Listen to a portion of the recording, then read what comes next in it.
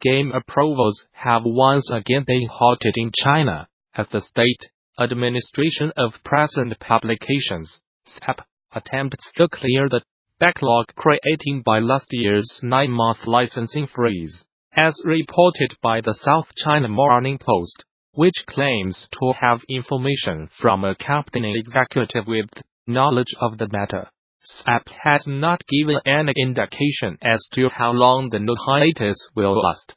Game companies will still be able to hand applications over to local regulators, but that's precisely where they will stay until SAPP has worked through its backlog. It's a worrying report for developers and publishers in the region.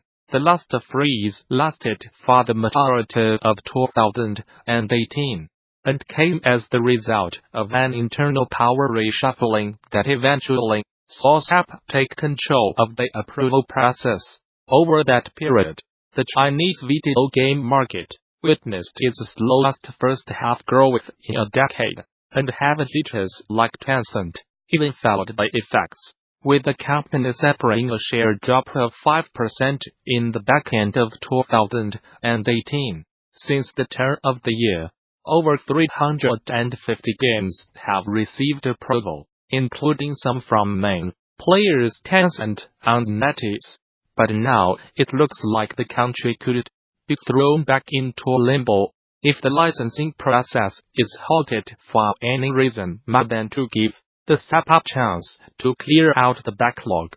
That will be a disappointment to game developers, publishers and gamers, commented Lisa Hanson, founder of market research outfit Niko Partners.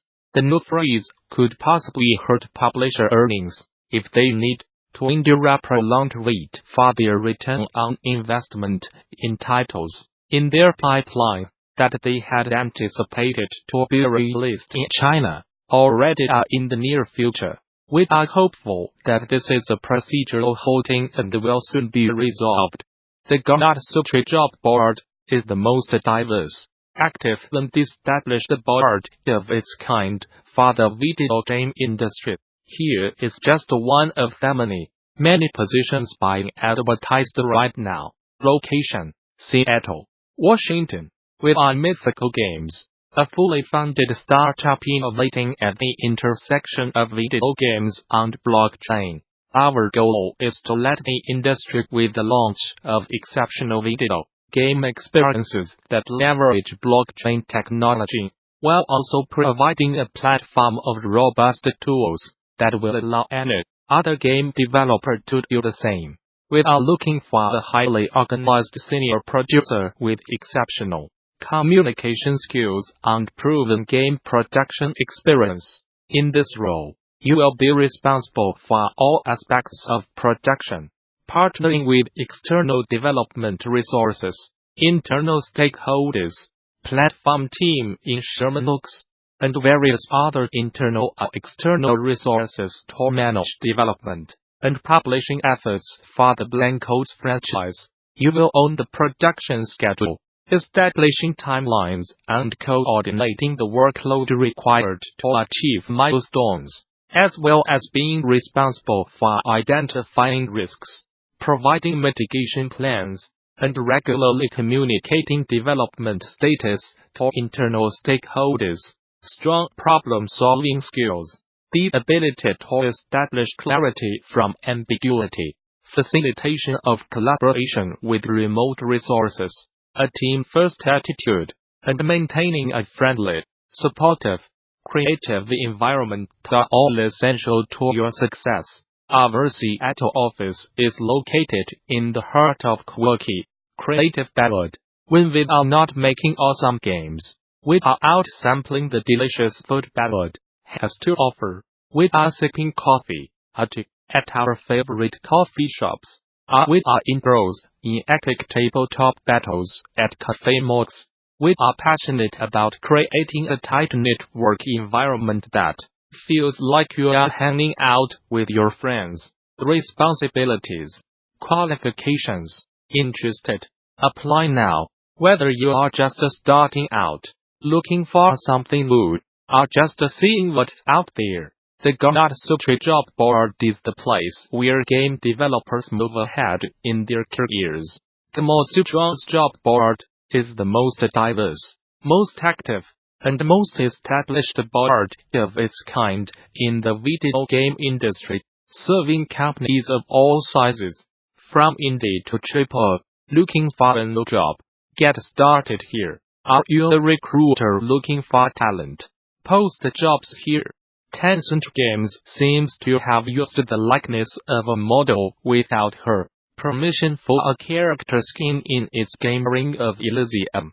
It's pretty notable, given that this kind of infringement is different than what studios, like Epic Games, facing with regard to giving credit or compensating individuals for certain dance emotes. Developers should be aware of this for their own work as well. As reported by United States Gamer, the model is Mei Yan, whose previous photos for the online fashion brand Omocat surfaced in Ring of Elysium's first season battle pass titled The Adventure Pass. For the character in the likeness was first spotted in Ring of Elysium's Adventure Season 1 trailer, which Tencent has since removed, but has been circulating online.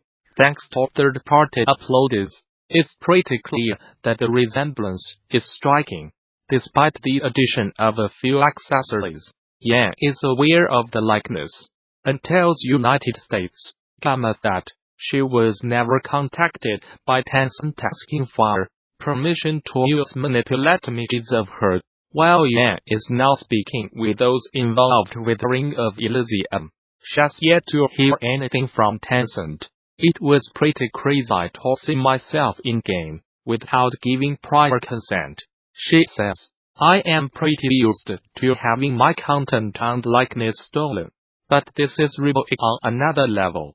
How did they think no one would notice a blatantly stolen image of a pre-existing person? As of right now, Tencent still seems to be using Yan's likeness to advertise in Ring of Elysium. Ever since the release of Bastion of 2011, players and game developers alike have paid close attention to Supergiant's projects. Thanks to Bastion's unique sense of style and ability to execute on its game concepts. During the Game Awards in December, Supergiant announced and immediately launched a new early access roguelike title first available on the new Epic Game Store. Right after launch, Hades creative director Greg Kasavin talked to us about the business and design decisions behind Hades over on the GDC Twitch channel. Below are a few key highlights from the conversation that may help you evaluate both the state of the Epic Game Store and whether making an early access game is right for you. Edited for length and clarity. We have been really happy with how early access has been going so far. Thankfully, even given the early access nature of the game, the NITILTMECHNICAL challenges were pretty minimal, so everybody was, for the most part, able to get into the game and start playing. The response we have been getting, we are really happy with. I will never take for granted having a group of our players actually like the stuff that we work on. I will never take that for granted. So every time we launch a game and our players say, hey, this is cool, thank you for making this, I wipe the sweat off my brow, and I breathe a sigh of relief. That response has been really encouraging. As for why early access, we conceived of that aspect of this game as part of the whole package, right from the start. It was a high priority when thinking about what to make next after our last game, Pyre, came out last year.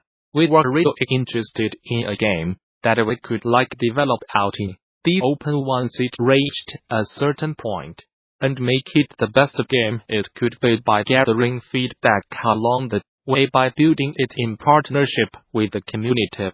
For us, it opened up so many possibilities, not just from a game design perspective, but also even from a narrative perspective. From my standpoint as the writer on our games, being able to work on a game whose story could unfold a little bit more serially instead having to put the entire thing in beginning, middle, and end right in that initial launch, that was a new experience. So we think of the early access launch almost as such a pilot episode of a series or something like that, where it's a lot of setup, you meet a lot of the characters, and you figure out what the conflict is all about. But the resolution of the story is not all in the game yet, and we will roll out new characters and more events in the story over the course of the early access period, along with just improving every other aspect of the game with annual. Yeah, so a lot of it does tie back to the early access nature of the game, and that being like really key to the whole design from our perspective. So that meant that if we were going to develop this game out in the open for a while, and we'd expect early access to last far more than a year on this game from our initial launch, we need to be able to move on it really quickly. So we knew for sure that we were not going to launch early access on a whole bunch of different platforms at the same time. That would basically make it closed or impossible for us to update the game in a timely fashion.